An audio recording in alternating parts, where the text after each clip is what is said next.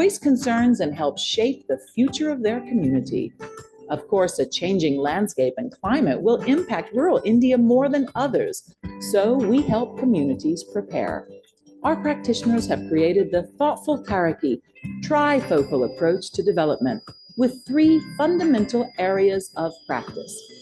Knowing that most opportunities and services for rural Indians start with the government, our public policy and action and nudge units are embedded within government, from central to state and, of course, local offices.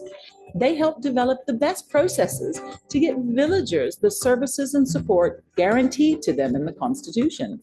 But no initiative begins without first asking the communities what they want and need. Then we design intersectional solutions and pilot programs based on those needs. And if they work, we scale up across more blocks and districts for true impact. But change isn't really sustainable unless enterprises are created and supported by supply chains and markets. Our primary work is with India's 100,000 stranded villages in Madhya Pradesh, Jharkhand, Chhattisgarh, and Uttar Pradesh. But we also create rural development solutions in Bihar, Assam, and Maharashtra. By designing Samaj, Sakar, and Bazaar solutions for rural development, TRI is building long-lasting bridges that will help bring equal opportunities to rural Indians, turning languishing localities into flourishing communities.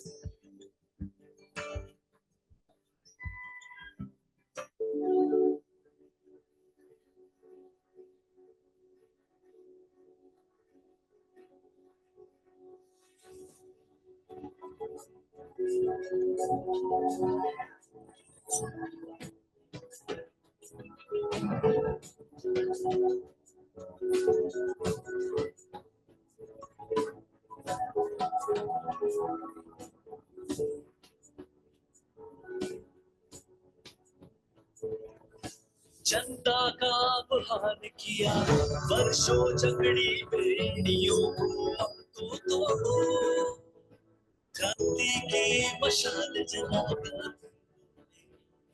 अंग्रेजों भारत छोड़ो बहुत सहा गुलामी को अब ना सहेंगे आजादी की बात रही तो लेके रहेंगे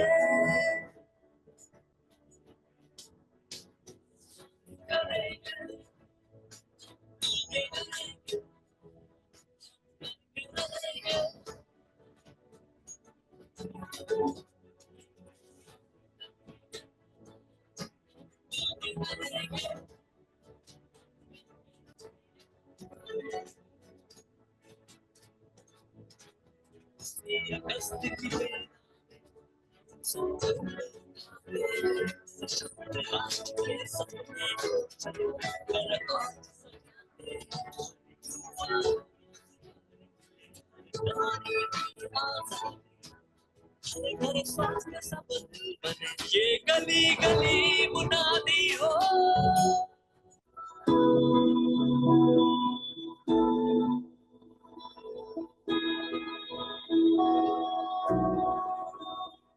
हम 47 को जब पहुंचेंगे हम दुनिया की नंबर 1 और 2 इकोनॉमी में पहुंचेंगे साइज में और दुनिया हमको कैसे दिखता है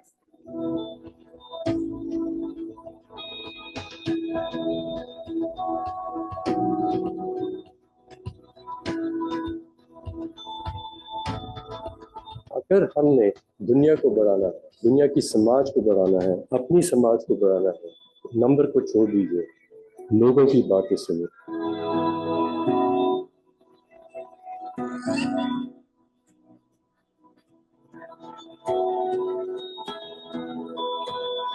The pyramid of aspiration has become flat.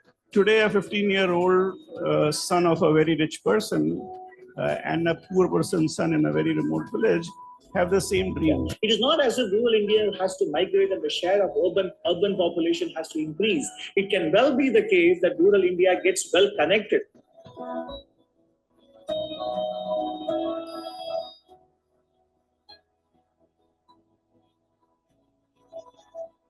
नगर निगम हमारा जब साफ हो सकता है सुंदर दिख सकता है तो गांव को ऐसा क्यों नहीं बनाया जा सकता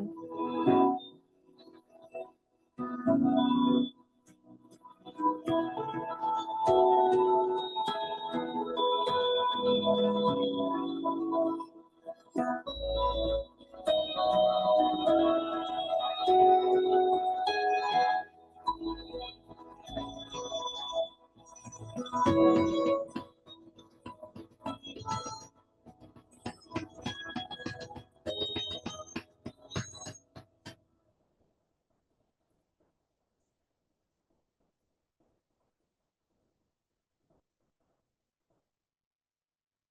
India Rural Colloquy is coming up.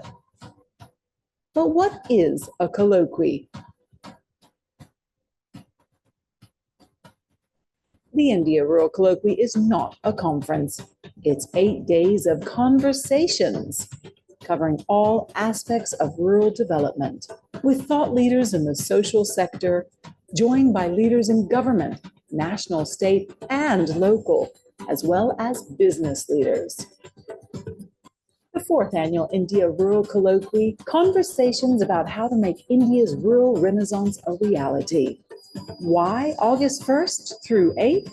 Find out in our next post.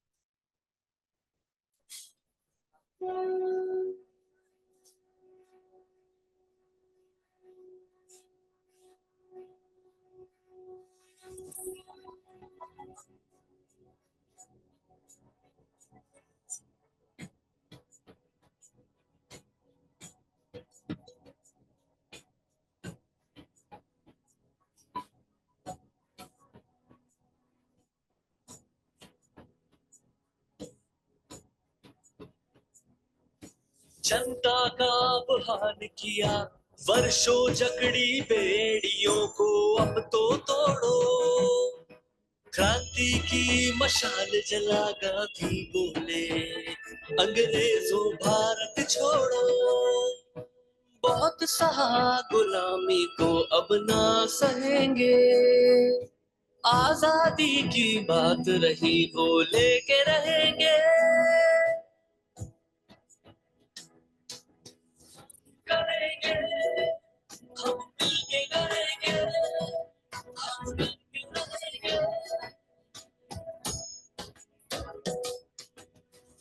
करेंगे मिलके करेंगे, हम मिलके रहेंगे। उसी अगस्त की बेला में हम सौगंध उठाते हैं, सशक्त राष्ट्र के सपने को चलो मिलकर आज सजाते हैं। हर युवा को रोजगार मिले, हर नारी की आजादी हो, हर घर स्वास्थ्य सबल बने, ये गली गली मुनादी हो। हम करेंगे, हम मिलके करेंगे, हम मिलके रहेंगे।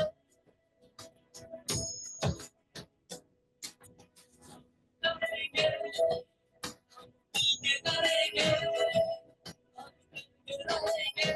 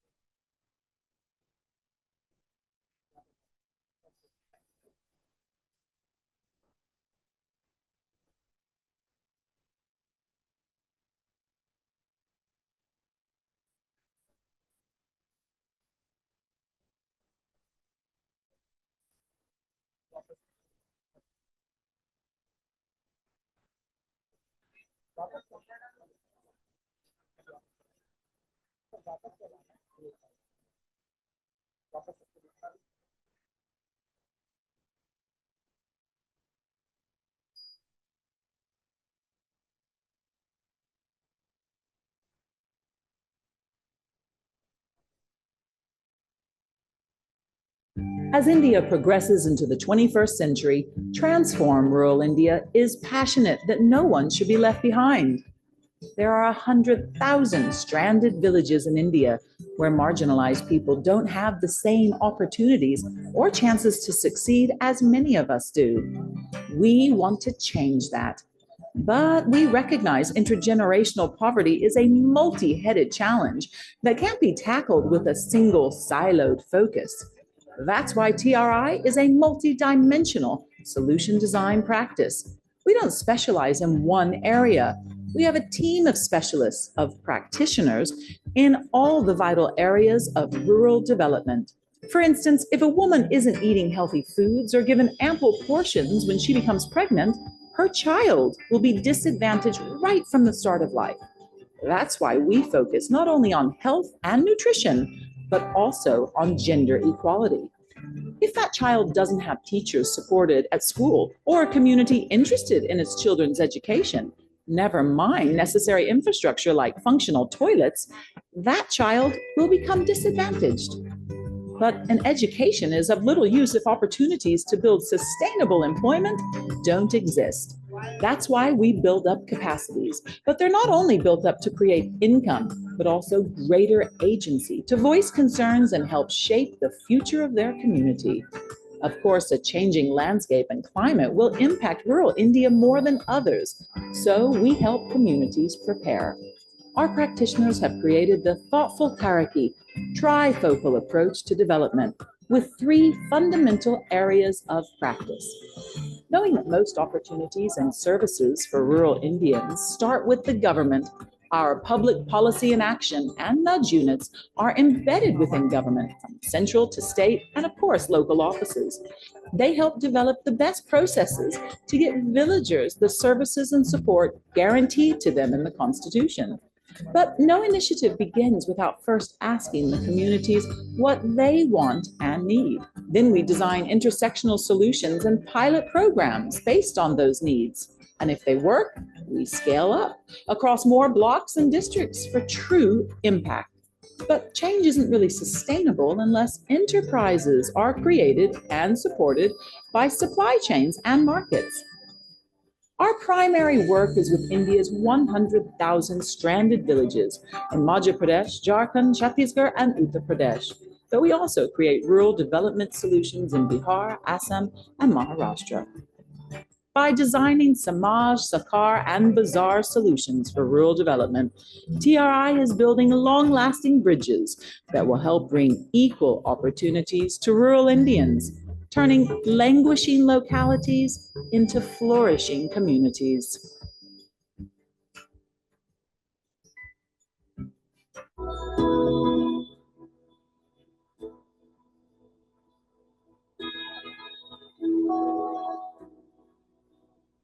हम 47 को जब पहुंचेंगे, हम दुनिया की नंबर 1 और 2 इकोनॉमी में पहुंचेंगे साइज में।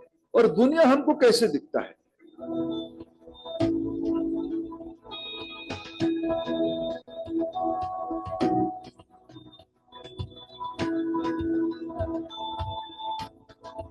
अगर हमने दुनिया को बढ़ाना है, दुनिया की समाज को बढ़ाना है, अपनी समाज को बढ़ाना है, नंबर को छोड़ दीजिए, लोगों की बातें सुनिए।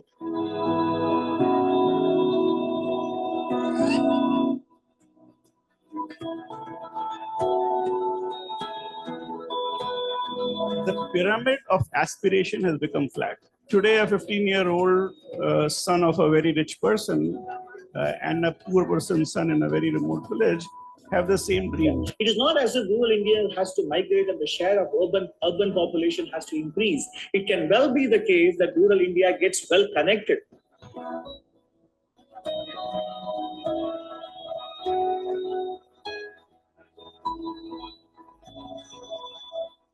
नगर निगम हमारा जब साफ हो सकता है, सुंदर दिख सकता है, तो गांव को ऐसा क्यों नहीं बनाया जा सकता?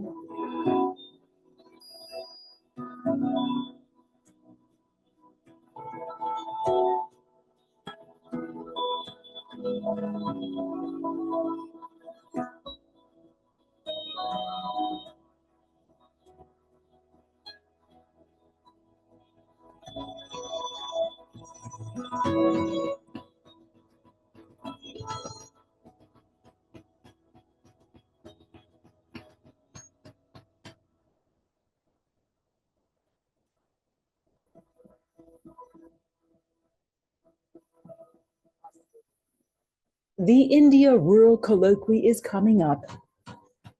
But what is a colloquy? The India Rural Colloquy is not a conference.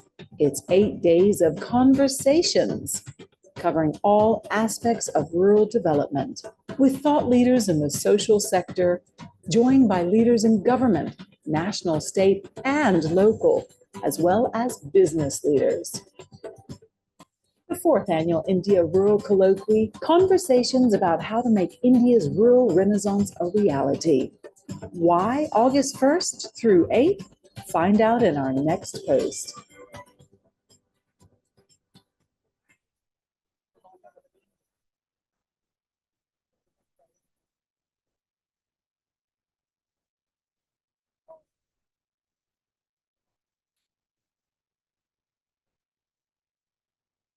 The India Rural Colloquy is coming up.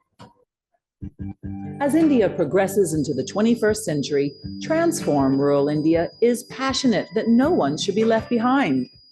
There are 100,000 stranded villages in India where marginalized people don't have the same opportunities or chances to succeed as many of us do. We want to change that. But we recognize intergenerational poverty is a multi-headed challenge that can't be tackled with a single siloed focus. That's why TRI is a multi-dimensional solution design practice. We don't specialize in one area. We have a team of specialists, of practitioners in all the vital areas of rural development. For instance, if a woman isn't eating healthy foods or given ample portions when she becomes pregnant, her child will be disadvantaged right from the start of life. That's why we focus not only on health and nutrition, but also on gender equality. If that child doesn't have teachers supported at school or a community interested in its children's education, never mind necessary infrastructure like functional toilets, that child will become disadvantaged. But an education is of little use if opportunities to build sustainable employment don't exist.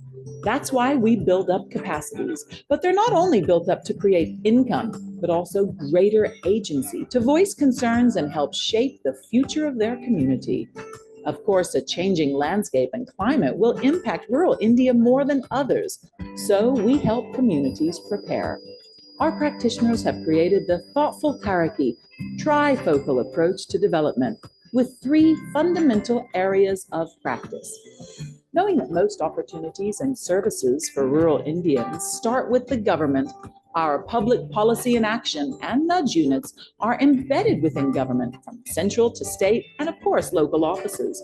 They help develop the best processes to get villagers the services and support guaranteed to them in the Constitution. But no initiative begins without first asking the communities what they want and need. Then we design intersectional solutions and pilot programs based on those needs. And if they work, we scale up across more blocks and districts for true impact. But change isn't really sustainable unless enterprises are created and supported by supply chains and markets. Our primary work is with India's 100,000 stranded villages in Madhya Pradesh, Jharkhand, Chhattisgarh, and Uttar Pradesh. But we also create rural development solutions in Bihar, Assam, and Maharashtra. By designing Samaj, Sakhar, and Bazaar solutions for rural development, TRI is building long-lasting bridges that will help bring equal opportunities to rural Indians, turning languishing localities into flourishing communities.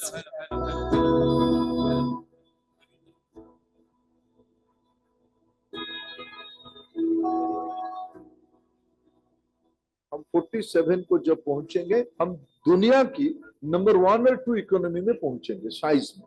और दुनिया हमको कैसे दिखता है?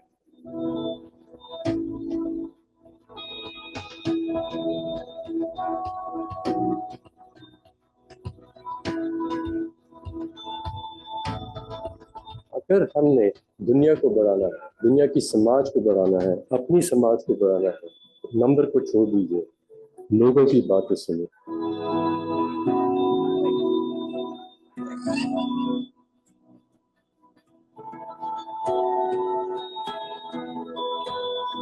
The pyramid of aspiration has become flat. Today, a 15-year-old son of a very rich person and a poor person's son in a very remote village have the same dream. It is not as if rural India has to migrate and the share of urban population has to increase. It can well be the case that rural India gets well connected.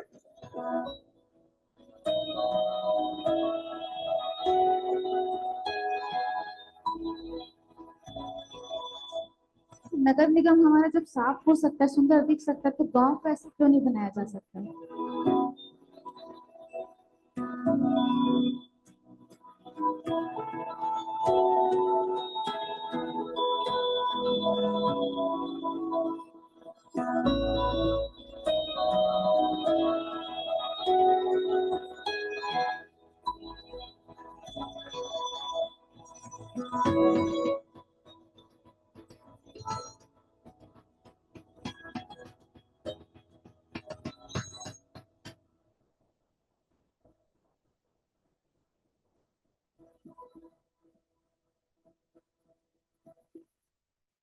The India Rural Colloquy is coming up.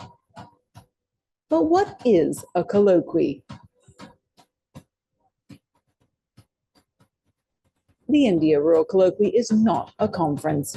It's 8 days of conversations covering all aspects of rural development with thought leaders in the social sector, joined by leaders in government, national, state, and local, as well as business leaders. The 4th Annual India Rural Colloquy, conversations about how to make India's rural renaissance a reality. Why August 1st through 8th? Find out in our next post. As India progresses into the 21st century, Transform Rural India is passionate that no one should be left behind. There are 100,000 stranded villages in India where marginalized people don't have the same opportunities or chances to succeed as many of us do. We want to change that. But we recognize intergenerational poverty is a multi-headed challenge that can't be tackled with a single siloed focus. That's why TRI is a multi-dimensional solution design practice. We don't specialize in one area. We have a team of specialists, of practitioners in all the vital areas of rural development. For instance, if a woman isn't eating healthy foods or given ample portions when she becomes pregnant, her child will be disadvantaged right from the start of life. That's why we focus not only on health and nutrition, but also on gender equality. If that child doesn't have teachers supported at school or a community interested in its children's education, never mind necessary infrastructure like functional toilets, that child will become disadvantaged. But an education is of little use if opportunities to build sustainable employment don't exist. That's why we build up capacities. But they're not only built up to create income, but also greater agency to voice concerns and help shape the future of their community. Of course, a changing landscape and climate will impact rural India more than others, so we help communities prepare. Our practitioners have created the thoughtful Taraki, trifocal approach to development with 3 fundamental areas of practice. Knowing that most opportunities and services for rural Indians start with the government, our public policy and action and nudge units are embedded within government from central to state and, of course, local offices. They help develop the best processes to get villagers the services and support guaranteed to them in the Constitution.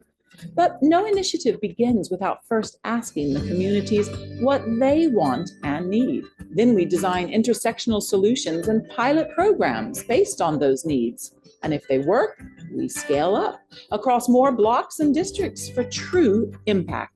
But change isn't really sustainable unless enterprises are created and supported by supply chains and markets. Our primary work is with India's 100,000 stranded villages in Madhya Pradesh, Jharkhand, Chhattisgarh, and Uttar Pradesh.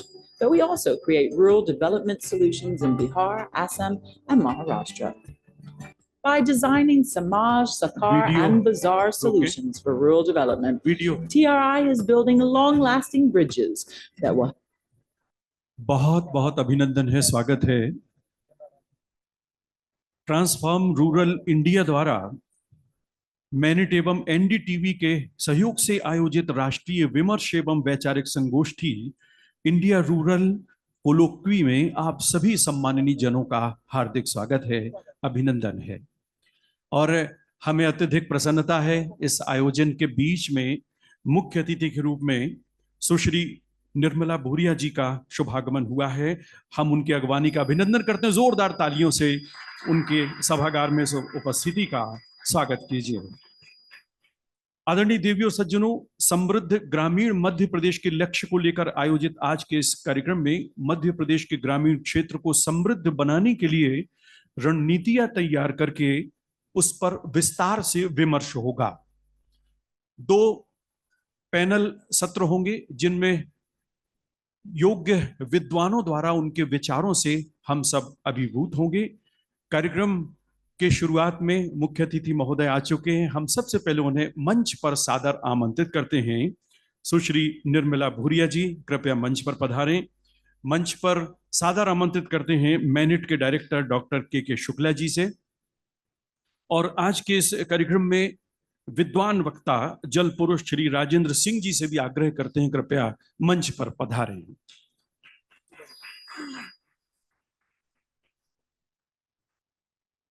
माननीय मंत्री महिला एवं बाल विकास विभाग सुश्री निर्मला भूरिया जी, MANET director doctor के शुक्ला जी और विद्वान वक्ता जल पुरुष श्री राजेंद्र सिंह जी से आग्रह मंच पर पधारें। इस अवसर पर टीआरआई की ओर से हम सादर अनुरोध करते हैं सुश्री अलीवा दास जी से कि कृपया मंच पर आकर गुलदस्ता भेंट कर मुख्य अतिथि महोदय और अन्य हमारे अतिथियों का अभिनंदन करें। सुश्री अलीवा दास जी, अभिनंदन, आपकी तालियां भी कर रही हैं। माननीय सुश्री निर्मला भूरिया जी, हम सब गौरवान्वित उनकी उपस्थिति पर। जल पुरुष श्री राजेंद्र सिंह जी, विख्यात पर्यावरणविद, उनका अभिनंदन। और मैनेट के डायरेक्टर डॉक्टर के शुक्ला जी, जिनके सहयोग से ये कार्यक्रम संभव हो सका। हम आपको बता दें, ट्रांसफॉर्म रूरल इंडिया द्वारा आयोजित इस कार्यक्रम के मीडिया पार्टनर हैं एनडीटीवी, तो उनके लिए भी तालियां, क्योंकि उनकी ओर से पूरे देश में ये कार्यक्रम लाइव दिखाया जा रहा है और यूट्यूब के माध्यम से भी इस कार्यक्रम का सीधा प्रसारण किया जा रहा है। अब हम आगे बढ़ते हुए विषय प्रवेश आप सबको कराने के लिए, उद्देश्य के बारे में जानकारी देने के लिए, इस आयोजन से जुड़ी हुई मंशा के बारे में उद्बोधन के लिए हम सादर आमंत्रित करते हैं टीआरआई की ओर से आदरणीय श्री राजेंद्र सिंह जी को। कृपया माइक्रोफोन पर आएं और इस कार्यक्रम के पीछे क्या उद्देश्य है, क्या मंशा है, क्या विचारधारा है, साझा करें हम सबके साथ। श्री राजेश सिंह जी।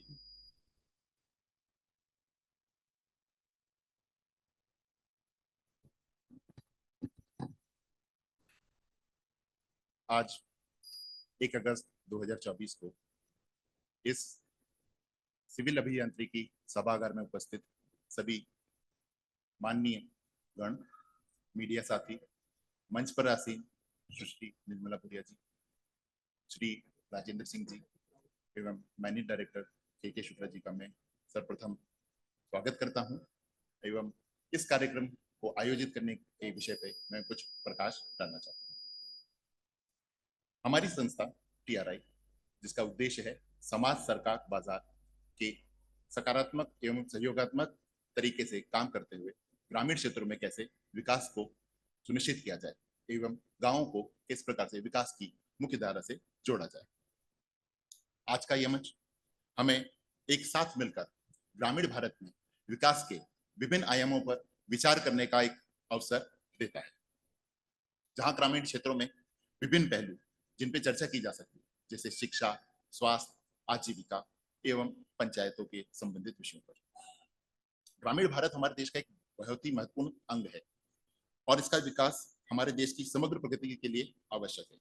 आज का यह कार्यक्रम का उद्देश्य ग्रामीण विकास क्षेत्रों में नवाचार एवं समावेशी विकास को प्रोत्साहित करना है। हमें उन चुनौतियों एवं अवसरों पर चर्चा करने का मौका देता है जो ग्रामीण क्षेत्रों के लिए जुड़ी हुई है। यह मंच हमें ग्रामीण पुनर्जागरण के लिए प्रेरित करता है, हमें उन विचारों और समाधानों को तलाशने का अवसर देता है जो कि ग्रामीण भारत को सशक्त बनाने में सहायक हो सकती है।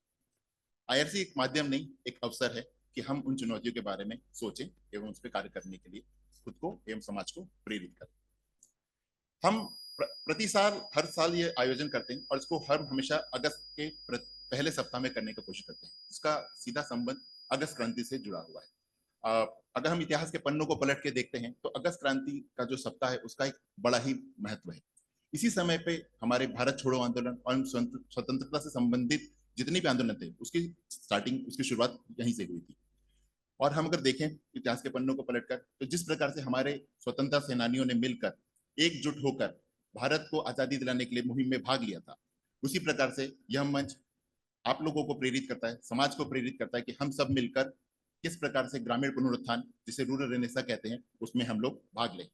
और मुझे पूरा विश्वास है कि आज इस हॉल में उपस्थिति, आप सभी लोगों की उपस्थिति यह दर्शाती है कि आप भी उन्हीं स्वतंत्रता सेनानियों एवं महानायकों की तरह प्रतिबद्ध हैं ग्रामीण विकास के पुनरुत्थान के लिए, ग्रामीण क्षेत्रों के विकास के लिए। हमारे ग्रामीण समुदाय में अपार संभावना है और हमें उन संभावनाओं को वास्तविकता में बदलना है, उन्हें साकार करने के लिए सार्थक कदम उठाने हैं। यह मंच हमें उन्हें विचारों एवं अनुभवों को साझा करने का एक अवसर दे रहा है। और अंत में मैं आपसे सभी से अनुरोध करूंगा, इस आयोजन का पूरा लाभ उठाएं, विचार विमर्श करें और एक साथ मिलकर ग्रामीण भारत के उज्जवल भविष्य के लिए कामना करें। धन्यवाद।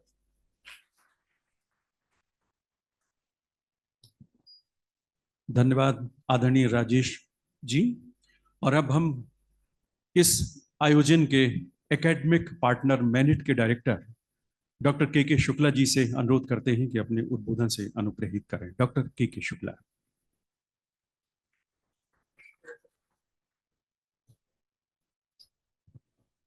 नमस्कार। मंचासीन माननीय मंत्री महोदया सुश्री निर्मला भूरिया जी, जल पुरुष श्री राजेंद्र सिंह जी, सभागार में उपस्थित सभी प्रियजन,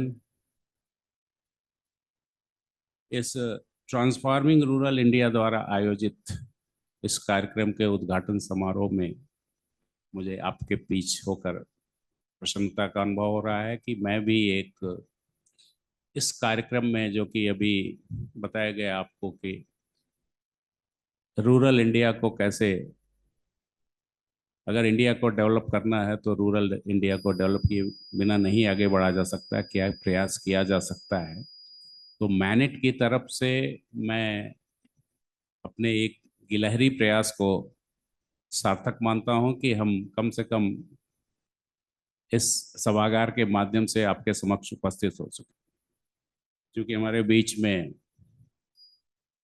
मुख्य वक्ता राजेंद्र सिंह जी हैं जिनको हम सुनना चाहेंगे और जो कोई परिचय के मोहताज नहीं है, माननीय मंत्री जी महोदया हैं। मैं सिर्फ इतना कहना चाहूँगा, ये जो प्रयास ट्रांसफॉर्मिंग रूरल इंडिया का है समग्र विकास के लिए, उस प्रयास में भारत सरकार द्वारा जो उन्नत भारत अभियान का है उसमें मैनिट ने भी 5 गांव में हम थोड़ा सा प्रयास करने की कोशिश कर रहे हैं। अभी पिछले कुछ दिनों में हमारे बीच में डॉक्टर पुष्पेंद्र यादव हैं जो इसके कोऑर्डिनेटर हैं। इन्होंने एक गांव में एक दिन की कार्यशाला की जैविक खेती, कृषि गाय आधारित खेती को कैसे बढ़ावा दिया जाए बिना पेस्टिसाइड्स को यूज करके, तो उस पर इन्होंने एक कार्यशाला का भी आयोजन किया है और हम ये प्रयास कर रहे हैं, हमारे बीच में डॉक्टर अंजलि जैन जो सामाजिक एवं मानविकी विभाग के विभागाध्यक्ष हैं, उनका एक प्रयास है कि हम एक course rural technology and development पे शुरू करें और जिस कोर्स का एक इंग्रेडिएंट हो कि बच्चा 15 दिन जाके गांव में जरूर रहे और टेक्नोलॉजी के माध्यम से, चूंकि हम टेक्निकल इंस्टीट्यूशन हैं, बाकी सोशल माध्यम से तो आप सभी लोग कर ही रहे हैं, उस चीजों को पाना कि वहाँ के लोगों के समग्र विकास या जीवन यापन में टेक्नोलॉजिकल इंटरवेंशन से हम क्या कर सकते हैं, इस विषय पे एक कोर्स हम लोग शुरू करने जा रहे हैं और एक मास्टर्स कोर्स भी जिसका focus rural management and entrepreneurship पे होगा, उसको शुरू करने का प्रयास है। उसमें इंग्रेडिएंट ये आवश्यक होगा कि उस स्टूडेंट को प्रोजेक्ट के माध्यम से 15 दिन कोई भी गांव जो चयनित किया जाएगा उसको हम लोग फंड करेंगे स्टूडेंट्स को वहाँ आने जाने रहने के लिए, वो जाके वहाँ रहे, वहाँ के लोगों से इंटरैक्ट करे और फर्स्ट हैंड इंफॉर्मेशन ले कि क्या समस्या हैं और उसका क्या हम कोई टेक्नोलॉजिकल सॉल्यूशन अगर दे सकते हैं तो यहाँ आके लैब में या रिसर्च के माध्यम से हम उसको इन्वेंट करने की कोशिश करें। ये मेरा एक छोटा सा प्रयास रहेगा। अंत में मैं ये कहना चाहूँगा कि सब कुछ ईश्वर दयालु है। एक श्लोक से अपनी वाणी को समाप्त करूँगा, जो कि श्लोक मैं हर जगह उद्धृत करता हूँ, मुझे बहुत प्रिय है। मैं जब स्टूडेंट था तो उसको मैंने कहीं पढ़ा था, अमंत्रम अक्षरम नास्ति नास्ति औषध मूलकम अयोग्य मनुष्यो नास्ति योजक कसरत दुर्लभ। ईश्वर कितना दयालु है कि कोई भी मंत्र, कोई भी अक्षर मंत्र विहीन नहीं है। अयोग्य अमंत्रम अक्षरम नास्ति नास्ति औषध मूलकम। इस प्रभु ने जो भी इस धरा पे कंदमूल फल हमको दिए हैं, सबके कुछ विशेष गुण हैं, कोई भी गुण विहीन नहीं है।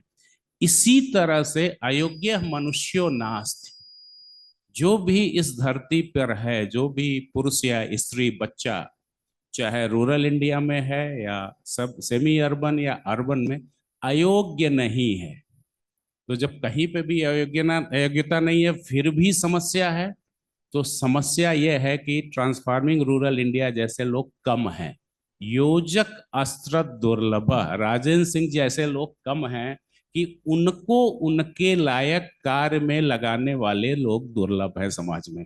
तो मुझे ऐसे विभूतियों को सम्मानित करना चाहिए, उनका आदर करना चाहिए जो अपना जीवन उन दिव्य आत्माओं को, जो कि जिनके अंदर सारी क्षमता है, उस पहचान के उनको उसके योग्य लायक कार्य में लगाने के लिए तत्पर है।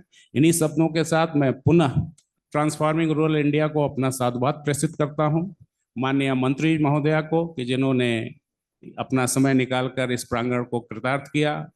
आदरणीय श्री राजेंद्र सिंह जी को मैं अपनी तरफ से और अपने संस्थान की तरफ से आप सभी लोगों को साधुवाद और हृदय से कृतज्ञता ज्ञापित करते हुए अपनी वाणी को विराम देता हूं। आप सभी लोगों का कल्याण हो। शुभम भवति। बहुत बहुत धन्यवाद आदरणीय डॉक्टर के शुक्ला, डायरेक्टर मेनिट। आदरणीय देवूर सज्जनों, यह हमारे लिए सौभाग्य का विषय है कि इस आयोजन के साथ मध्य प्रदेश के माननीय मुख्यमंत्री डॉक्टर मोहन यादव जी का भी लिखित संदेश हमें मिला है, तो हम उसे जरूर आगे पढ़ेंगे। इस क्रम में जो हमें संदेश वीडियो के माध्यम से मिले हैं, निश्चित है कि अत्यधिक व्यस्तता के कारण उन्हें आना था, नहीं आ पाए, लेकिन उन्होंने वीडियो संदेश भेजा है। इस अवसर पर हम चाहेंगे कि उनके वीडियो हम देखेंगे। बहुत संक्षेप में हम सबसे पहले कुंवर विजय शाह, माननीय मंत्री आदिम जाति कल्याण विभाग, उनका कृपापूर्वक संदेश मिला है। हम अनुरोध करते हैं कि वीडियो चालू करें।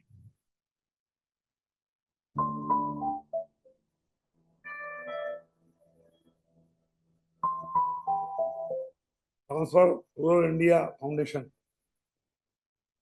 1 अगस्त को मौलाना अब्दुल कलाम आजाद इंजीनियरिंग कॉलेज के अंदर ट्राइबल के उन समस्याओं को लेकर के, डेवलपमेंट को लेकर के, उनके रूढ़ी रिवाज, परंपराएं, संस्कृति और संस्कार को लेकर के उनका विकास कैसे हो, एक अच्छा कार्य योजना दिन भर की वहां पर रख रहे हैं। मेरी शुभकामनाएं हैं और मैं चाहता हूं कि रूरल इंडिया फाउंडेशन के मंथन से निश्चित रूप से मध्य प्रदेश की जनजातीय बंधुओं के लिए, उनके जीवन स्तर को ऊंचा उठाने के लिए, उनके शिक्षित बेरोजगारों को मार्गदर्शन के लिए, कम जमीन में आत्मनिर्भर कैसे बने, आमदनी कैसे बढ़ाएं, मान सम्मान स्वाभिमान से कैसे जिए और अपने रीति रिवाज, परंपरा और संस्कारों को अक्षुण्ण रखते हुए कैसे डेवलप करें। मैं समझता हूं रूरल इंडिया फाउंडेशन के माध्यम से हमारे जनजातीय बंधुओं को, समाजजनों को उनकी इस कार्य योजना का निश्चित रूप से लाभ होगा। मध्य प्रदेश शासन अनुसूचित जनजाति विभाग ऑलरेडी उनको शिक्षा के क्षेत्र में, स्वरोजगार के क्षेत्र में जहाँ ट्रेनिंग दे रहा है, जहाँ अच्छी शिक्षा की व्यवस्था कर रहा है, और बहुत जल्दी हम 89 ट्राइबल ब्लॉक में ई लाइब्रेरी के माध्यम से IAS, PSC और दूसरे कॉम्पिटिटिव एग्जाम की तैयारी के लिए हम लोग सहयोग कर रहे हैं। इसके साथ साथ पैसा एक्ट, अच्छी जमीनों पर हम सब्जियों के माध्यम से, मछली पालन के माध्यम से, मुर्गी पालन के माध्यम से, बकरी पालन के माध्यम से कैसे उनके जीवन को रोजगार से जोड़े। मोटे अनाज, मिलेट्स को लेकर भी आने वाले समय में प्रधानमंत्री जी और मध्य शासन काफी योजनाओं को लेके आगे आ रही है।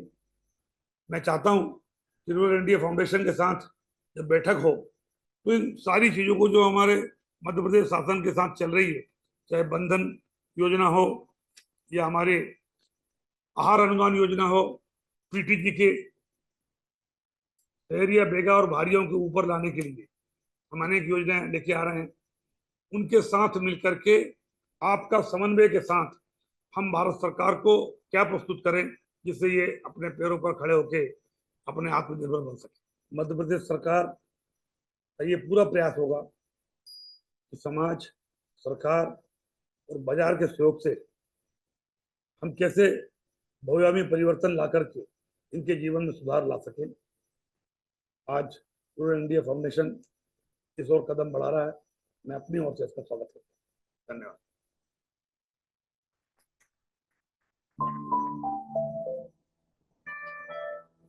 हम आभारी हैं डॉक्टर कुंवर विजय शाह जी के, उन्होंने अपना संदेश वीडियो के माध्यम से हमें भेजा। और अब प्रदेश के माननीय उप मुख्यमंत्री श्री जगदीश देवड़ा जी का संदेश हमें मिला है, हम उसका वीडियो देखते हैं। माननीय श्री जगदीश देवड़ा जी।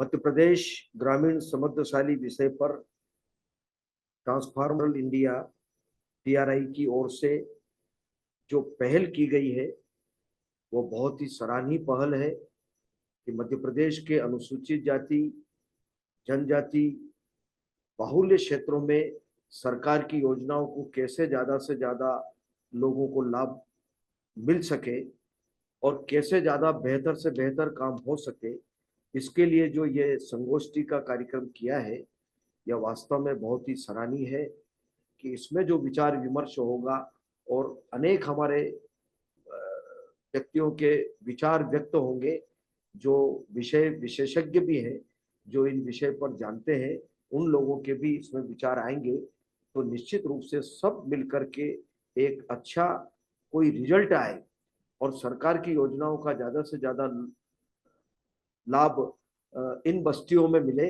अनुसूचित जाति जनजाति की बस्तियों में, तो निश्चित रूप से कार्यक्रम सफल होगा। मैं चाहता हूं कि मध्य प्रदेश सरकार के हमारे यशस्वी मुख्यमंत्री डॉक्टर मोहन यादव जी के नेतृत्व में जो सरकार चल रही है और जो इन वर्गों के लिए, अनुसूचित जाति के लिए, जनजाति के लिए जो योजनाएं प्रारंभ की है और जो हमारे छात्रों के लिए है, इस वर्ग के लिए है, और भी अनेक ऐसी योजनाएं हैं जो सीधे सीधे केंद्र सरकार की ओर से भी जो योजनाएं चल रही है जो इस वर्ग को सीधे सीधे लाभ पहुंचाती है, तो निश्चित रूप से मैं ये आशा ही नहीं, मुझे पूरा विश्वास है कि इस माध्यम से, इस संगोष्ठी के माध्यम से से ज्यादा लोगों को, इन वर्ग के लोगों को लाभ मिले। मैं हमारी ग्रामीण परिवेश की जो हमारी महिलाएं हैं, विशेष तौर से इस वर्ग से संबंधित है, वो भी इस कार्यक्रम को देखेगी, सीधे सीधे प्रसारण होगा, सब देखेगी, तो उनको भी इन सब बातों का महत्व समझ करके और इसका लाभ उनको मिले, इसका भी प्रयास मुझे लगता है कि योजनाओं के माध्यम से, संगोष्ठी के माध्यम से होना चाहिए। निश्चित रूप से मुझे पूरा विश्वास है कि इसका लाभ उनको मिलेगा। और महिला सशक्तिकरण के लिए मध्य प्रदेश ने जो काम किए हैं, और मध्य प्रदेश की सरकार ने और केंद्र की सरकार ने, यशस्वी प्रधानमंत्री जी के नेतृत्व में जो काम हुए हैं, तो महिला सशक्तिकरण के बारे में भी इस सरकार ने, मध्य प्रदेश की सरकार ने बहुत काम किए हैं। चाहे वो लाडली बहना का हो, जिसका सीधा सीधा लाभ हमारे इस वर्ग को मिल रहा है, और रक्षाबंधन का त्योहार भी आ रहा है, उस पर्व के लिए भी मेरी ओर से बहुत बहुत बधाई, शुभकामनाएं। मैं TRI को बहुत बहुत बधाई देता हूँ, शुभकामनाएं देता हूँ।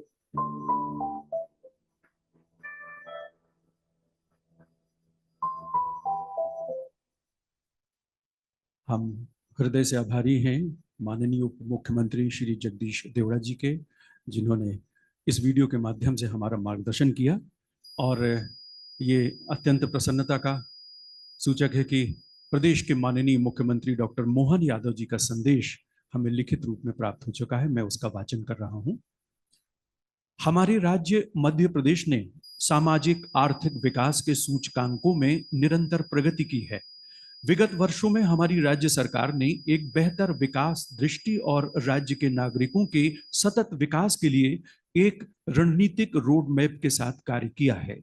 ये हमारी दृढ़ संकल्पना और जनहितैषी नीतियों के परिणाम स्वरूप संभव हुआ है कि हम गरीबी और असमानता को दूर करने में सफल हो रहे हैं। हमारे ग्रामीण समुदाय आज सामाजिक आर्थिक परिवर्तनों, पर्यावरणीय चुनौतियों और तकनीकी प्रगति के महत्वपूर्ण दौर से गुजर रहे हैं। समय के साथ इनके विकसित होने की आकांक्षाओं को समझना और उन्हें सहयोग प्रदान करना हमारी प्राथमिकता है। आज हम सभी यहाँ इंडिया रूरल कोलोक्वी के मंच पर एकत्रित हैं, जो ज्ञान के आदान प्रदान, आपसी सहयोग को बढ़ावा देने और उचित रणनीतियों को विकसित करने का अवसर प्रदान करता है। हमें एकजुट होकर कार्य करना है ताकि सतत ग्रामीण विकास के लिए कार्रवाई योग्य रणनीतियों को स्थानीय समुदाय और प्रशासन के सहयोग से सफलतापूर्वक लागू कर सकें। आइए हम सब मिलकर ग्रामीण मध्य प्रदेश के विकास की इस यात्रा को एक नई दिशा दें और अपने प्रयासों से समाज को प्रगति की ओर अग्रसर करें। ट्रांसफॉर्म रूरल इंडिया, मैनिट एवं NDTV को इस कार्यक्रम के आयोजन हेतु बधाई एवं कार्यक्रम के सफलता की कामना करता हूं। डॉक्टर मोहन यादव। हम इस आयोजन समिति की ओर से मध्य प्रदेश के माननीय मुख्यमंत्री डॉक्टर मोहन यादव जी के प्रति हृदय से आभार प्रकट करते हैं। और अब मंचासीन मुख्य अतिथि सुश्री निर्मला भूरिया जी से आग्रह करते हैं, कृपया अपने उद्बोधन से हम सबको अनुग्रहित करें। जोरदार तालियां आप सबकी। सुश्री निर्मला भूरिया।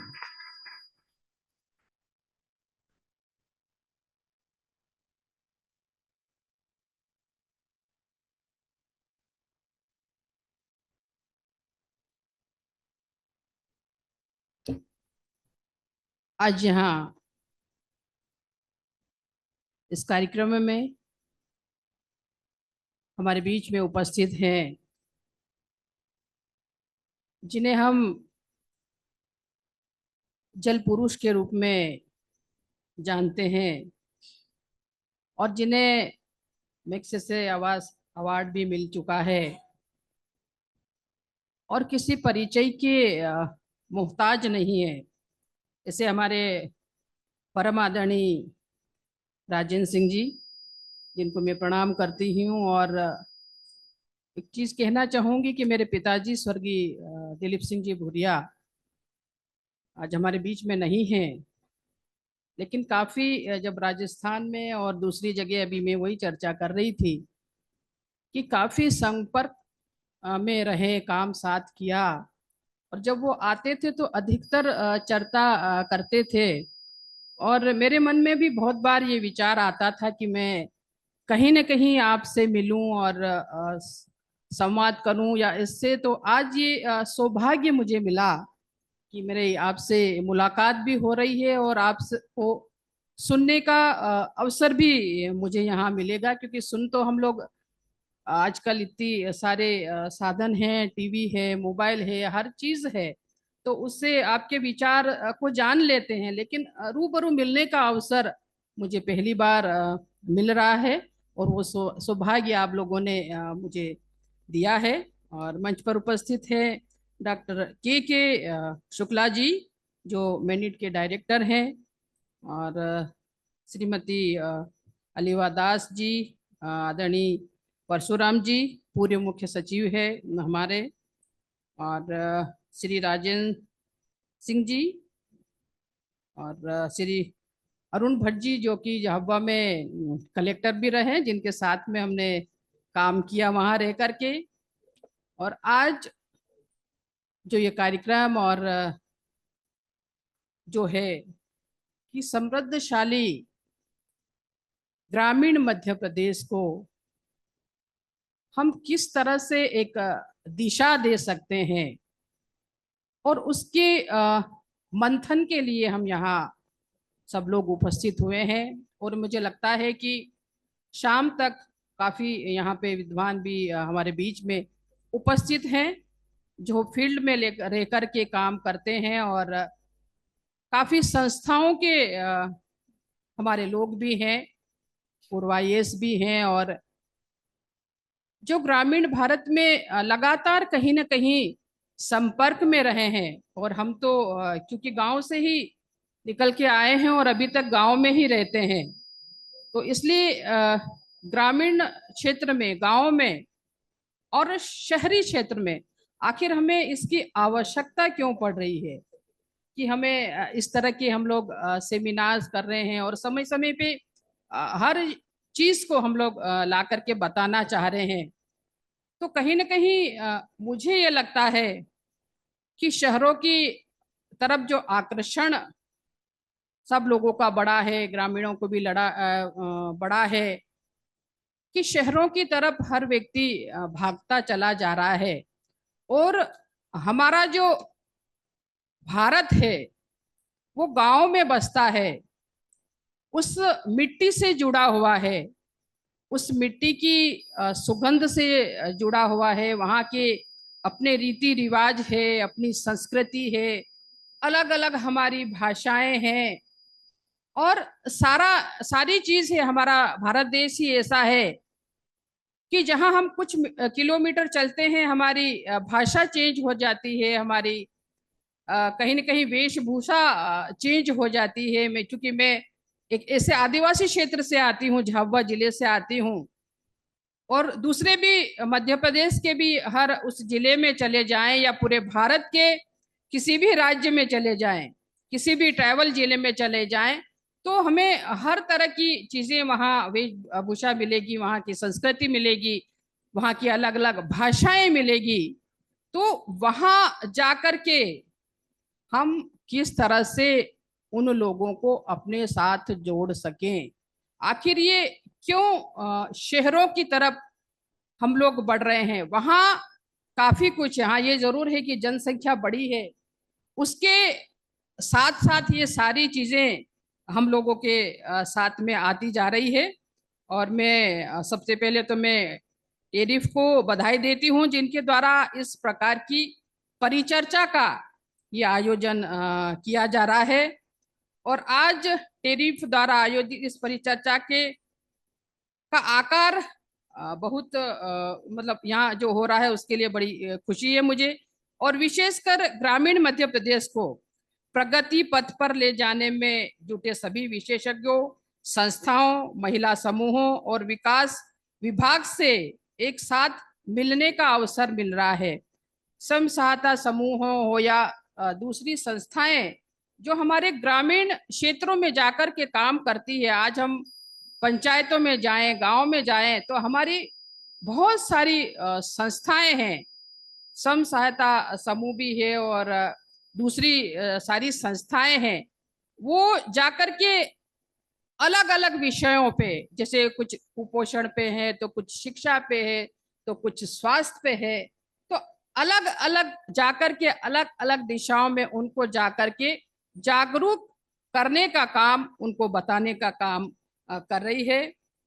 और समृद्धशाली ग्रामीण मध्य प्रदेश के निर्माण में पोषण और स्वास्थ्य की बहुत महत्वपूर्ण भूमिका होती है। और महिला और बाल विकास विभाग सुपोषित मध्य प्रदेश के लक्ष्य को प्राप्त करने के लिए प्रतिबद्ध है। खासकर हम ग्रामीण क्षेत्रों में जाते हैं या दूसरी जगह, आजकल ये है कि कुपोषण जो है उसकी हम लोग, हमारा विभाग भी, क्योंकि ऐसे विभाग का प्रतिनिधित्व मैं करती हूँ जिसका आधी आबादी है महिला और बाल विकास, और खासकर कुपोषण को लेकर के हम लोग काफी कुछ इसमें प्रयास करें कि किस तरह से इस चीज को हम लोग मिटा सकें, कम कर सके। और इसके लिए हमारे मुख्यमंत्री डॉक्टर मोहन यादव जी भी और हमारे देश के मुखिया आदरणीय नरेंद्र भाई मोदी भी इस ओर लगातार कई तरह की योजनाएं बनाने का काम हम लोग कर रहे हैं और नीचे तक उतारने का काम कर रहे हैं। और आप सभी लोगों के माध्यम से, क्योंकि मैं कहीं भी जाती हूँ तो सभी संस्थाओं से जुड़े हुए हमारे विद्वानों से और सभी लोगों से भी ये आग्रह करती हूँ कि भाई कहीं भी अगर ऐसी चीज लगती है कि हम इसमें क्या बेहतर कर सकते हैं, क्या अच्छे कर सकते हैं, तो मैं उन्हें उनके विचार भी जानने की कोशिश करती हूँ और अपने विभाग में उसमें सम्मिलित करने की कोशिश भी करती हूँ। और आज तो हमारे बीच में आदरणीय राजेंद्र सिंह जी उपस्थित हैं, जिन्होंने ये कहते हैं कि बिल्कुल बंजर जमीन में, रेतीले पहाड़ों में वहाँ जंगल उगाने का काम किया है। और ऐसे महापुरुष हमारे बीच में उपस्थित हैं जिन्हें हम सुनना चाहेंगे। और मैं बताना चाहूंगी कि हमारा विभाग में यहाँ उपस्थित सभी प्रतिभागियों को भी बताना चाहूंगी कि हमारे यशस्वी मुख्यमंत्री आदरणीय डॉक्टर मोहन यादव जी के नेतृत्व में महिला एवं बाल विकास विभाग द्वारा पोषण को जन आंदोलन बनाने के लिए समुदाय को और समाज को अपने साथ निरंतर जोड़ने का काम कर रहे हैं। कुपोषण केवल प्रदेश की समस्या नहीं है, वरन कई राज्य और अनेक राष्ट्र के सामने कुपोषण मुक्त समाज को बनाए जाने की बड़ी चुनौती है। मध्य प्रदेश ने समुदाय को कुपोषण दूर करने से जोड़ने के लिए न केवल पंचायत प्रतिनिधियों और ग्रामीणों को पोषण शिक्षा और पोषण प्रबंधन सिखाने का प्रयास किया जा रहा है, वरन समुदाय आधारित पोषण अभियान और इससे संबंधित कार्यक्रमों का भी संचालन निरंतर किया जा रहा है। और कुपोषण जैसी जो चीज है उसमें ये कहना चाहूंगी कि जहां तक हम समाजों को नहीं जोड़ेंगे, वहां रहने वाले लोगों को नहीं जोड़ेंगे, वहां तक हम इससे मुझे लगता है समाप्त नहीं कर पाएंगे। और इसीलिए इस तरह की संस्थाएं जो हमारे उन क्षेत्रों में, उन जिलों में जाकर के काम कर रही है, तो निस्संदेह हमें उसका भी बहुत बड़ा फायदा मिलेगा। और मैं अपने विभाग की तरफ से भी ये कहना चाहूंगी कि हम भी ऐसी चीजों को मिटाने के लिए आप सभी लोगों से, सभी संस्थाओं से जुड़ करके और जो विद्वान लोग हैं उनसे भी जुड़ करके इन चीजों को मिटाने के लिए जरूर से जरूर हम लोग प्रयास करेंगे। विभाग के माध्यम से राज्य द्वारा वर्ष 2020 पोषण नीति का निर्माण कर अपने लिए बड़े और दूरगामी लक्ष्य भी निर्धारित किए हैं हम लोगों ने, जिसमें हर व्यक्ति को, विशेषकर बच्चे, किशोर किशोरी और महिलाएं बेहतर पोषण और स्वास्थ्य स्थिति प्राप्त कर सके, इसके लिए हम लोगों ने प्रयास किए हैं। और हमारे प्रधानमंत्री जी नरेंद्र भाई मोदी ने जो हमारी अति विशिष्ट पिछड़ी जनजातियां हैं, जैसे सहरिया है, बेगा है, भारिया है, इनके लिए जनमन के माध्यम से हम एक विशेष पैकेज बना करके इनको कैसे ऊपर उठा सकें, चाहे वो स्वास्थ्य हो, चाहे वो शिक्षा हो या दूसरी जो भी चीजें हैं, इनको एक साथ वहाँ डेवलपमेंट करके हर सब विभागों को इसमें जोड़ करके, मेरा ही विभाग नहीं बल्कि सभी विभागों को इसमें जोड़ करके उनको किस तरह से ऊपर उठा सके, ऐसा हम लोगों ने पूरा प्रयास कर रहे हैं। और मुझे लगता है कि आप लोगों के माध्यम से भी ये सारी चीजें हम लोग करेंगे। सुपोषित मध्य प्रदेश की दिशा में राज्य में कई नवाचारों, सामुदायिक कार्यक्रमों और लोगों को जोड़कर उल्लेखनीय सफलता प्राप्त की है। हम लोगों ने विश्व स्तनपान सप्ताह, महिला सशक्तिकरण के लिए 100 दिवसीय विशेष जागरूकता अभियान, महिला हेल्पलाइन 181, बच्चों के लिए हेल्पलाइन, बेटी बचाओ बेटी पढ़ाओ कार्यक्रम, और इन सबसे बढ़कर महिलाओं के आर्थिक उत्थान के लिए लाडली बहना के माध्यम से हमने प्रयास किया है। और लाडली लक्ष्मी जो हमारी बहनें स्कूल में बच्चियां पढ़ने जाती है, उसके लिए भी ये हमारी सरकार ने प्रयास किया है कि खासकर बच्चियों को आगे लाकर उनको शिक्षा के प्रति, स्वास्थ्य के प्रति कैसे आगे बढ़ाया जाए, उसको कैसे जागरूक करें, ये हमारी सरकार का लगातार प्रयास रहा है। और हम इस बार पोषण भी और पढ़ाई भी, पोषण और पढ़ाई, शिक्षा और पोषण दोनों को एक साथ शुरू करने जा रहे हैं इस बार से, कि पोषण के साथ साथ हमें शिक्षा को भी, जो छोटे बच्चे हैं हमारे, उनको पोषण के साथ साथ शिक्षा भी उन्हें कैसे दे सकें, ये भी हमारी सरकार इसमें कोशिश कर रही है। कुपोषण निवारण के लिए विभाग के साथ साथ अब समुदाय और स्वयंसेवी संस्थाओं को भी मिलकर इस कार्य को करने की आवश्यकता है, ताकि विभाग द्वारा सुपोषित मध्य प्रदेश के लक्ष्य को प्राप्त करने के लिए एक एकीकृत कार्य योजना का निर्माण किया जा सके, जिसका मुख्य उद्देश्य पोषण समृद्ध मध्य प्रदेश निर्मित कर कुपोषण को जड़ से हम सभी लोग मिलकर के खत्म कर सके। इसके लिए हम सभी लोगों को मिलकर के इसके लिए प्रयास करना पड़ेगा, तभी यह संभव होगा। इस योजना के माध्यम से अब प्रत्येक गांव और पंचायतों तक की पोषण पर मॉनिटरिंग की जा रही है। हमारा प्रयास है कि प्रत्येक गांव में बेहतर और गुणवत्तापूर्ण आंगनवाड़ी केंद्र की उपलब्धता और सेवाएं सुनिश्चित हो, ताकि पोषण एक जन अभियान का रूप ले सके। महिला एवं बाल विकास विभाग अन्य सभी विभागों के साथ मिलकर स्वास्थ्य, पोषण और उसके कारकों जैसे आजीविका, स्वस्थ पेयजल, स्वच्छता, महिला सशक्तिकरण और सामाजिक सुरक्षा आदि पर भी कार्य कर रहा है। मैं इस मंच के माध्यम से टेरिफ और अन्य सभी साथी स्वयंसेवी संस्थाओं आदि से आह्वान करती हूं कि वे इस जन अभियान में शामिल हो, ताकि कोई भी पीछे न छूटे और सभी पोषित और स्वस्थ हो। मुझे प्रसन्नता है कि आगे के कार्यक्रम में प्रभावी स्थानीय प्रशासन के साथ साथ समुदाय की महिलाओं के योगदान और लैंगिक समानता पर भी विशेषज्ञों द्वारा सत्र लिए जाएंगे। इंडिया रूरल कॉन्क्लेव के आयोजन के लिए TRI मैंडेट और NDTV को साधुवाद देती हूं, जिन्होंने इस गंभीर मुद्दे पर मंथन किया। मुझे विश्वास है कि इस मंथन से जो अमृत निकलेगा वह सुपोषित और स्वस्थ मध्य प्रदेश बनाने की दिशा में महत्वपूर्ण साबित होगा।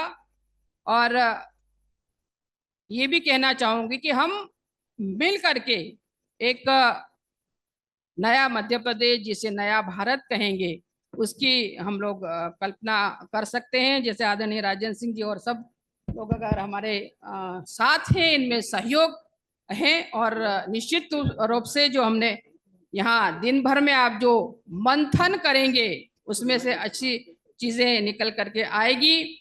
और डॉक्टर शुक्ला जी ने जो कहा है कि जो गिलहरी प्रयास अगर हम सब मिल करके वो प्रयास करेंगे तो निश्चित तौर पर हम एक नए मध्य प्रदेश के, नए भारत का निर्माण करेंगे। मैं अंत में टेरिफ का हार्दिक धन्यवाद करती हूं जिन्होंने इस कार्यक्रम को आयोजित किया। मुझे विश्वास है कि हम सब मिलकर सुपोषित मध्य प्रदेश के इस लक्ष्य को साकार करने के लिए कड़ी मेहनत करेंगे और सुनिश्चित करेंगे कि मध्य प्रदेश का हर नागरिक स्वस्थ और पोषण युक्त जीवन जी सके। इन्हीं शब्दों के साथ जय हिंद, धन्यवाद।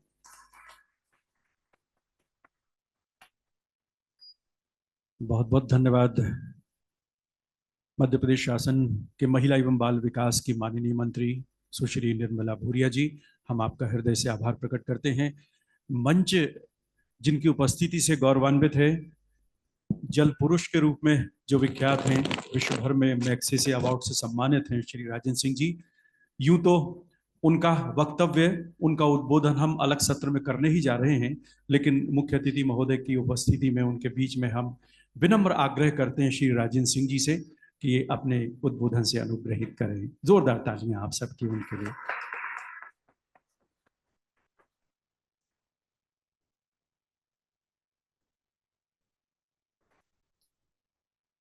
बहन निर्मला भूरिया जी, के शुक्ला जी, इस हॉल में कई परिचित चेहरे बैठे हैं, सबके नाम लेना जरा मुश्किल होगा, लेकिन फिर भी परशुराम जी, अरुण भट्ट जी, हमारा संजय और कई साथी मित्रों, ये बहुत अच्छा वक्त है जब भारत में बढ़ते शहरों के आकर्षण ने भारत को तेज गति में इस तरफ धकेल दिया है कि गांव उजड़कर शहर में आए और फिर शहरों को गांव का पानी, गांव की हवा, गांव का सब कुछ देना हमारी मजबूरी बन जाए। वैसी परिस्थिति में आज जो ये चिंतन है, ये जो मनन है, शुक्ला जी ने अपने संस्थान में जो आयोजित किया है, इसके आयोजन के शुभारंभ में मैं बस 2-3 बातें कहना चाहता हूँ। खासकर एक तो ये है कि हमें ये समझना पड़ेगा कि भारत का जो ज्ञान तंत्र था, जो इंडिजिनस नॉलेज सिस्टम और इंडियन विजडम थी, जिसको हम सरल भाषा में यदि समझने की कोशिश करें तो वो शिक्षा नहीं थी, वो विद्या थी। और विद्या जो होती है वो अपने अनुभवों की अनुभूति से, हमारे हाथों से कुछ करने के लिए ऊर्जा देकर काम में लगाती है।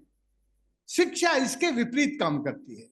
शिक्षा हमारी बुद्धि को बहुत तेजी से बढ़ाती है, हमारी मेंटल एक्सरसाइज को बहुत तेज करती है, और उस मेंटल एक्सरसाइज में फिर हम शरीर से काम करना छोड़ते जाते हैं। शरीर से काम करने का चलन घटता जाता है, मिटता जाता है। तो यदि मोटे तौर पर हम इस बात को समझ लें आज कि ये भारत में क्यों हुआ, जो भारत दुनिया का गुरु था, जो भारत दुनिया को सिखाता था, वो भारत उस रास्ते पर क्यों चला गया, तो मोटे तौर पर इसकी कहानी ज्यादा पुरानी नहीं है। कुल 200 साल के आसपास 1832 में मैकेले को ये लग गया था कि ये भारत को गुलाम रखना अब अंग्रेजों के बस की बात नहीं है।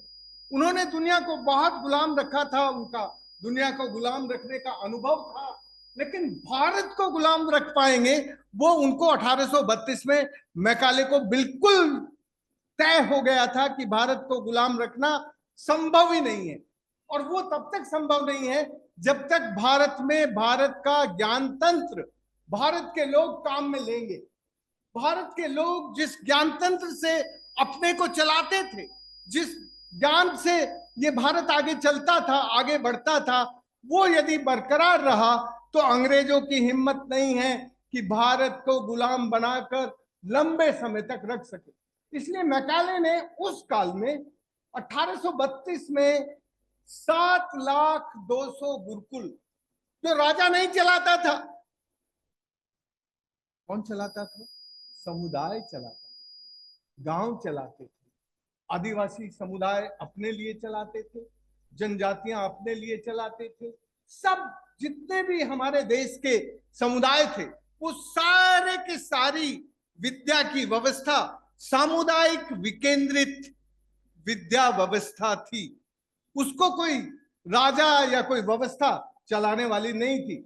मैकाले ने बहुत होशियारी से उसी काल में एक कलकत्ता में प्रिंस स्कूल और कॉलेज शुरू किया और कहा कि यहाँ फ्री शिक्षा होगी। हमें गुरुकुल में कुछ देना नहीं पड़ता था, फीस नहीं जाती थी। गुरुकुल में बस गुरुजी के लिए थोड़ा आटा, थोड़ा नमक, मिर्च, जो जो जरूरी लगता था वो देते थे। हम शिक्षा में कुछ देते नहीं थे, बस गुरुजी को जरा वहां जीवन चलाने के लिए जो चाहिए वो मिलता था। लेकिन इस मैकाले ने बड़ी होशियारी से निःशुल्क शिक्षा शुरू के दिनों में कलकत्ता में प्रिंस में शुरू की। प्रिंस स्कूल और कॉलेज बनाए और ये कहा कि जो प्रिंस में पढ़ेगा उसको ये राज्य आगे बढ़ाएगा और जो गुरुकुल में पढ़ेगा उसको पीछे धकेल देगा। बल्कि केवल इतना ही नहीं किया, बहुत सारे गुरुकुल के गुरुओं को उन्होंने हत्या कराई। उनको उनको उनको मैं क्या कहूँ, ऐसा खराब शब्द मुझे अच्छा नहीं लगता। जो कुछ कर सकते थे वो उन्होंने किया और हमारी जो विद्या की व्यवस्था थी वो टूट गई और विद्या की जगह शिक्षा आने लगी। दोस्तों, यदि आज की तारीख में विद्या और शिक्षा का अंतर समझना हो तो बहुत साफ है। विद्या हमें शुभ कर्म सिखाती है और शुभ कर्म किसी एक के लिए नहीं होता, शुभ कर्म सबके लिए साझा होता है। शिक्षा हमें अकेले को, हमारी पर्सनैलिटी को, हमारे बौद्धिक विकास को, हमें अकेले को आगे बढ़ाती है। शिक्षा से हम अकेले आगे बढ़ते हैं, हमारी मानसिक ऊंचाइयों पे जाते हैं और हम ज्यादा से ज्यादा कंपटीशन में पार करके इसके भले के लिए काम करते हैं, अपने भले के लिए। तो शिक्षा हमें लालची और स्वार्थी बनाकर अपने हमारे विकास के लिए जितनी भी ऊंचाइयों पर ले जा सकती है उतनी ऊंचाइयों पर हमें ले जाने की कोशिश करती है। विद्या कदाचित ऐसा नहीं करती। विद्या समुदायों को साथ लेकर समुदायों को ऊंचाइयों पर लेकर जाती है और जितनी ऊंचाइयों पर विद्या हमें ऊंचाइयों पर लेकर गई, दोस्तों याद कर लो, वही काल था जब भारत दुनिया का गुरु था। तब न मंदिर था, न मस्जिद था, न गिरजा था, न गुरुद्वारा था। तब भगवान था। और भगवान कौन था? भारत का भगवान था वैसे भूमि, जैसे गगन वैसे वायु, आ से अग्नि और न से नीत, भय गे वे और न।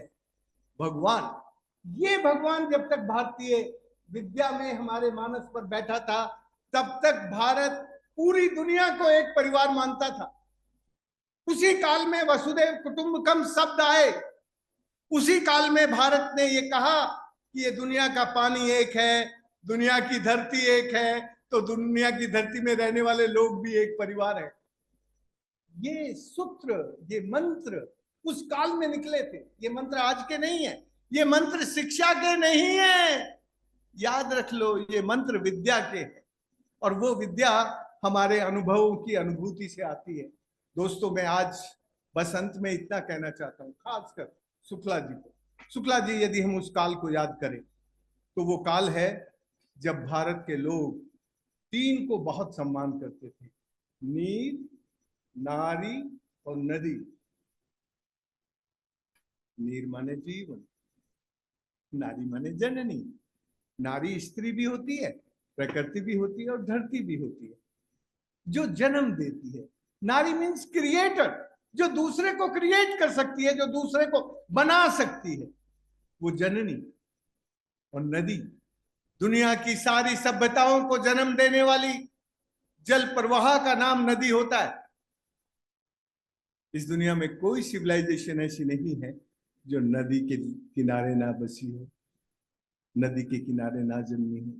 तो भारत उस काल में अपने मूल सिद्धांतों को सम्मान देता था और अपने मूल सिद्धांतों के साथ जीता था, इसलिए पूरी दुनिया उस भारत को गुरु मानती थी।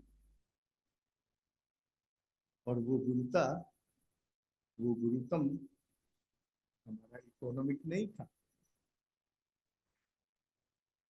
वो गुरुतम हमारा शहरीकरण नहीं था, वो गुरुतम हमारा केंद्रीकरण नहीं था, वो गुरुतम हमारी विकेंद्री व्यवस्था थी हमारे अपने समुदायों की। हमारा जो समुदाय तय करता था, आदिवासी समुदाय ने जो तय किया उसकी वो पालना करता था। इसलिए हम यदि भारत को फिर से उस बड़े रास्ते की तलाश में हैं, भारत को फिर से गुरु बनाने की चाह में हैं, तो फिर ये शहरीकरण, ये शिक्षक, ये शिक्षा व्यवस्था, ये शहरीकरण, ये केंद्रीकरण, ये इकोनॉमिक इंफ्रास्ट्रक्चर हमें दुनिया का गुरु नहीं बना सकता। ये हमें दुनिया का गुरु बनाने में बाधक है। भारत का शहरीकरण सबसे बड़ा बाधक है। भारत का सेंट्रलाइज इकोनॉमिक सिस्टम बाधक है। भारत की शिक्षा बाधक है। तो भारत को यदि गुरु बनना है तो फिर एक बात सोचना होगा कि भारत के मूल गांवों में, मूल समुदायों में, आदिवासियों में, जनजातियों में अभी भी अपने जीवन को चलाने की जो जीवन विद्या है, उनके अपने जीवन को टिकाए रखने की जो विद्या है, उस विद्या को यदि आप इस शिक्षा के ऊपर बैठा देंगे तो हो सकता है हम दोबारा गुरु बनने के रास्ते पर निकल पड़े।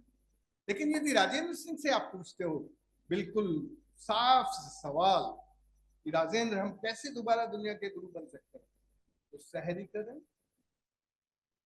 शिक्षा की व्यवस्था और सेंट्रलाइज इकोनॉमिक इंफ्रास्ट्रक्चर, इसको जरा कहीं नियंत्रण करना पड़ेगा। तो फिर आपने जो आज की एक जो सम्मेलन, जो कॉन्क्लेव ऑर्गेनाइज किया है, उसके मूल चिंतन पर आप आ जाएंगे। बाकी तो रोज सम्मेलन होते ही रहते हैं। Thank you very much.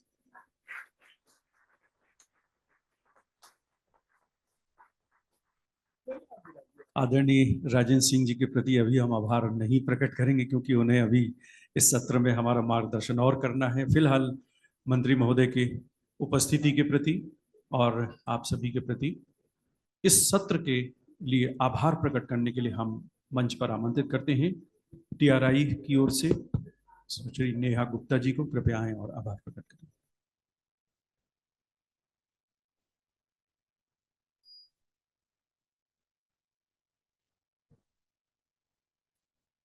माननीय महिला एवं बाल विकास मंत्री सुश्री निर्मला भूरिया जी, जिनको हम आम जनता निर्मला दीदी के नाम से संबोधित करती है, उनको इस 1 से 8 अगस्त तक चलने वाली इंडिया रूरल कॉलोक्वी के अंतर्गत फ्लरिशिंग रूरल मध्य प्रदेश के आज महत्वपूर्ण समारोह में जो भी आपने उद्बोधन दिया, उससे हम बहुत प्रेरित हुए हैं। आपके विचारों ने ग्रामीण महिलाओं के विकास और उनके सशक्तिकरण के लिए बच्चों के सुपोषण के बारे में जो प्रयास चल रहे हैं, जो नीतियां बन रही हैं और वो किस तरह से स्थायी बदलाव की नींव रख रहे हैं, उसके बारे में बताया गया। और सिर्फ नीतियां ही नहीं बल्कि क्या व्यवहारिक और रचनात्मक समाधान हो सकते हैं जिसमें ना सिर्फ सरकार बल्कि स्वयंसेवी संस्थाएं, समुदाय की सहभागिता अत्यंत महत्वपूर्ण है, इसके बारे में भी व्याख्या की गई। और ये जितने भी आपने हमको बातें बताई, जो प्रयास बताए, ये सभी आपने जो अपना दृष्टिकोण साझा किया हमसे महत्वपूर्ण से, तो ये सभी हमारे लिए प्रेरणा का स्रोत है और हम इस अवसर पर आपका हृदय से धन्यवाद देते हैं। आपके निरंतर मार्गदर्शन और समर्थन की आशा में हम आपके प्रति अपना गहरा आभार व्यक्त करते हैं। धन्यवाद निर्मला दीदी, आप इस कार्यक्रम में उपस्थित हुए। मैं आगे की कार्यवाही के लिए नेहा जी से आग्रह है कि मुख्य अतिथि महोदय को स्मृति चिन्ह भेंट कर उनके प्रति अभिनंदन प्रकट करें। नेहा गुप्ता जी।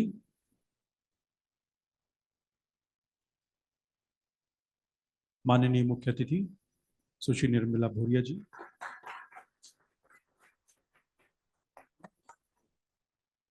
नेहा जी से हम आग्रह करेंगे मैनेट के डायरेक्टर डॉक्टर के शुक्ला जी का भी स्मृति चिन्ह भेंट कर उनका अभिनंदन करें। और कहते हैं कि बहती गंगा में स्नान सबसे पावन माना जाता है। राजेंद्र जी को हम इसी अवसर पर उन्हें सम्मानित करना चाहेंगे, स्मृति चिन्ह भेंट करने के लिए उनसे भी आग्रह करेंगे नेहा जी को। हालांकि राजेंद्र जी हमारे बीच हैं, अभी उनका मार्गदर्शन में मिल रहा है, पर हम उनका अभिनंदन करते हुए और ये गौरवमयी क्षण इस प्रथम सत्र को थोड़ा सा विराम देने के लिए अब हम मुख्य अतिथि महोदय और माननीय के जी और राजेंद्र जी से आग्रह करेंगे अतिथि दीर्घा में आसन ग्रहण करें। हमारा बस कुछ ही क्षणों में राजेंद्र जी को हम दोबारा बुलाएंगे और एक बहुत सारे सवाल जवाब हो सकते हैं जिनसे एक ज्ञान की धारा प्रकट होगी, उसका हम सब अर्जन करेंगे।